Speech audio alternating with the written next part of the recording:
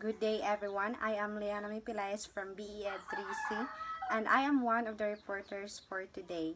So we are going to discuss about the total physical response method. So what is TPR or total physical response method? So TPR is a language teaching method in which learners listen to instructions in the target language and carry out a sequence of physical actions. This is based on the belief that second language is learned most effectively in the early stages if the pressure for production is taken off the learners. So it is based on the coordination of speech and action, and in here, students react to the commands of their teacher by physically performing the activities. So it means learning another language through action.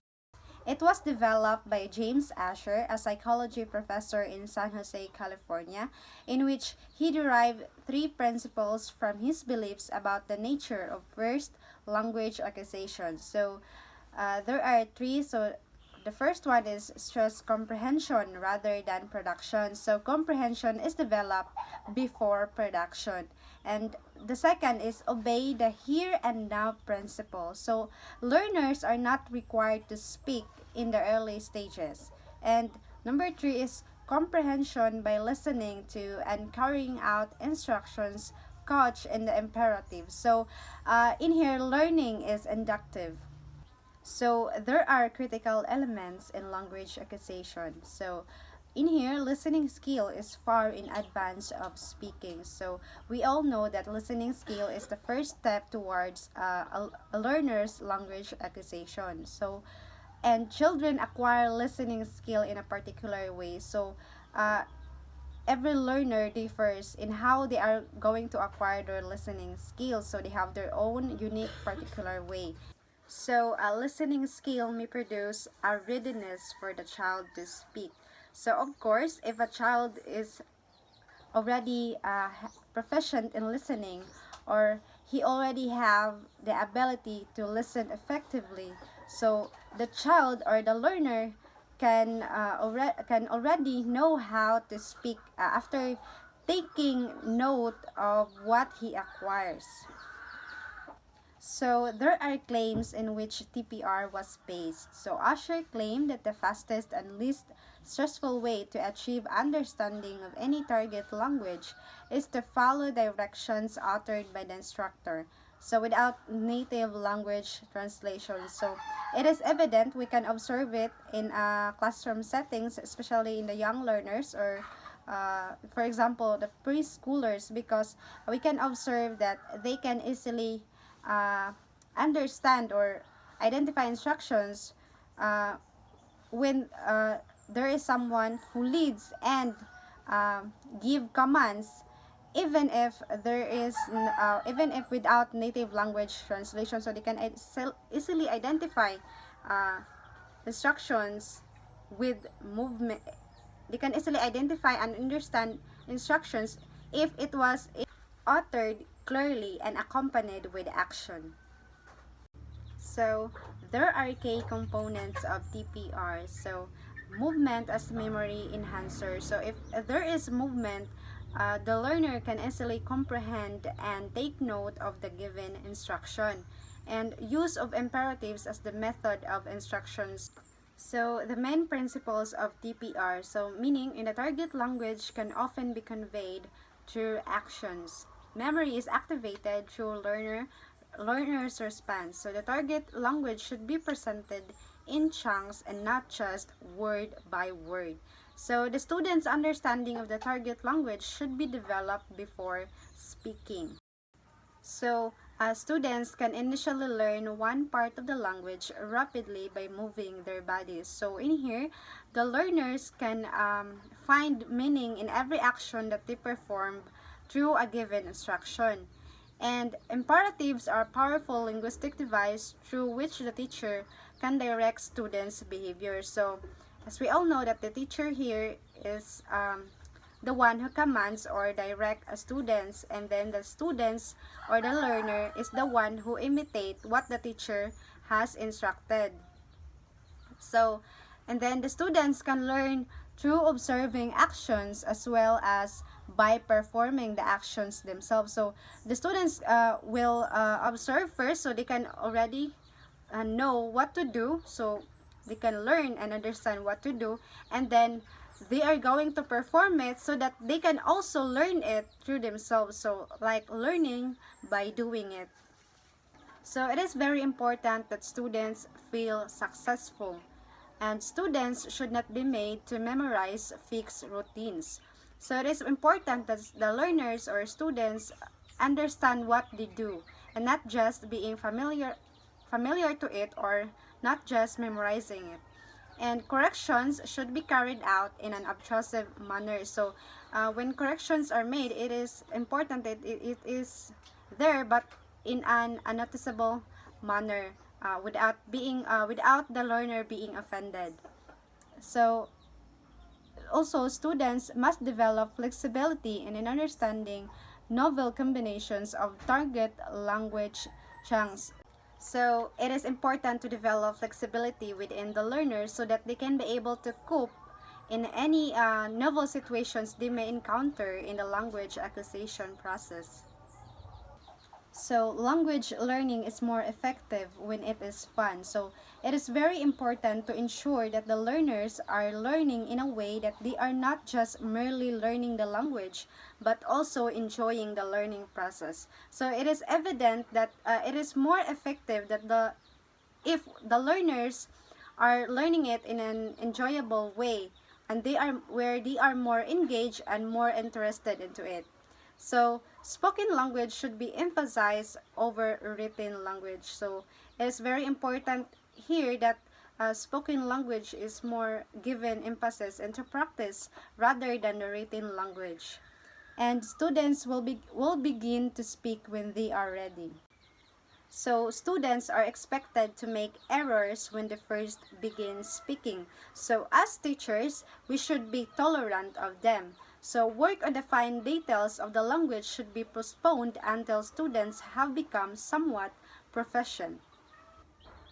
So here are the features of TPR. So there are two columns. So the first one is the yes and the second is the no. And let's have the first one. So the yes. So in the yes part, there is a comprehensible input and language as structures and vocabulary. Language learning, association of stimulus response through physical action.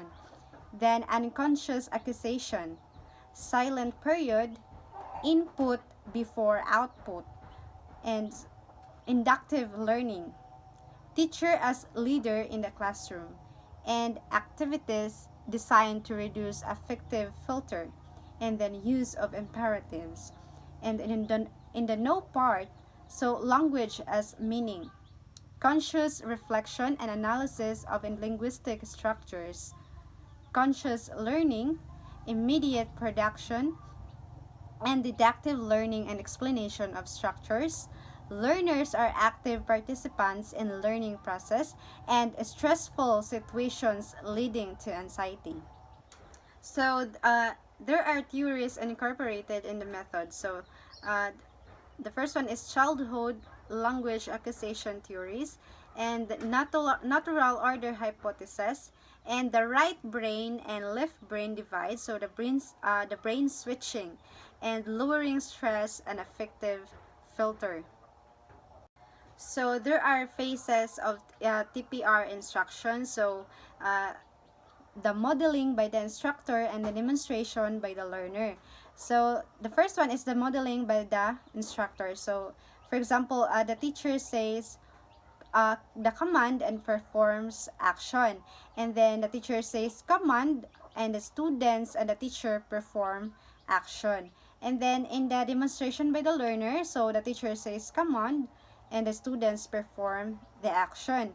And then the second one is the teacher says commands in a random order and random combination, and then the students perform the action. So in TPR, there are learner's rules and the teacher's rules. So first one is the learner's rules. So the learner's rules is listeners and performers. So as learners, so the learners will first listen to the instruction and then becomes the performers who perform the given instruction, and then imitators of the teacher's nonverbal model. So in here also the learners are the imitators of the teacher, and then monitor and evaluate their own progress.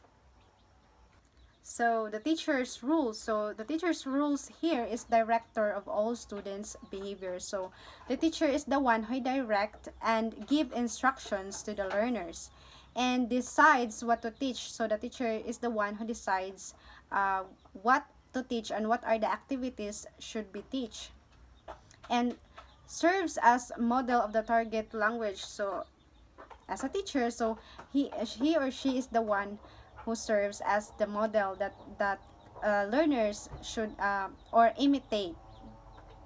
Then presents the new material. So and lastly selects supporting materials for classroom use. So there are examples of activities and techniques in TPR. So these are the drills, role plays, realia, postures, and gesture and body action. So the best example here of TPR is and the classroom setting of ASL, or teaching English as a second language. It is famous now because it is famous now in the Philippines, the ESL companies, where they are teaching foreign students in learning the second language, which is English. Um, in here, the very important aspect or the very important part is the student's response. So if the learner is not responding, so it is the TPR is very useless, or the lesson is very useless. So it is a very important part, so the response of the students or the learners. So there are some strategies in using TPR. So the first one is the rule reversal. So the students here command their teacher and classmates to perform some actions. And then Asher says that students will want to speak after 10 to 20 hours of instruction, although some students may take longer. So students should not be encouraged to speak until they are ready. Good day everyone, I'm Rachel Gunapia, and today I'm going to discuss some strategies, advantages, and limitation in using TPR, or total physical response. So since we already know what is total physical response, the main focuses of this strategies is the students make a connections towards phrases and sentence by creating physical movements to define them. TPR is a way to physically interact with language and to solidify and demonstrate comprehension. So we can also use our body, our hand, our faces, and body gesture to convey some words or meaning. Now, let us move on to the strategies in using TPR. First one is the action sequence or operations. In this strategies, the teacher gives the connected commands. Example, the teacher tells the students to point the door, walk to the door, and touch the door. As the students learn more and more of targets, language, a longer series connected commands can be given, which together comprise a whole procedure. Next strategy is the action song. In this strategy, the teacher will play a song and make some actions to the song that he played or she played. Then the learners are going to imitate what teacher do, and even if the learners are not imitate or execute the actions correctly, but their total engagement of that specific activities is really matters. Next strategy is storytelling. In this strategy, the teacher is the storytellers, and it is served as an icebreaker. It can allow students to relate to a topic and get them interested in it before you even teach it. Active prior knowledge by telling a story about a new topic that you're about to introduce. So those are the some strategy in using TPR. So let's move on to the advantages in using TPR. First one is it is a lot of fun. So of course, learners enjoy it. And this method can be real stereo in class. It lifts the mood of the class. Next is it's very memorable. It does assist students to recognize phrases or words. Next is it is good for kinesthetic learners who are required to be active in the class. It also taps the visual and auditory skills of the learners. And also, it can be used in both large or small classes. In this case, the class size does not matter that much. As long as you are prepared to take the lead, the learners will follow. Then, it works well with mixed ability classes.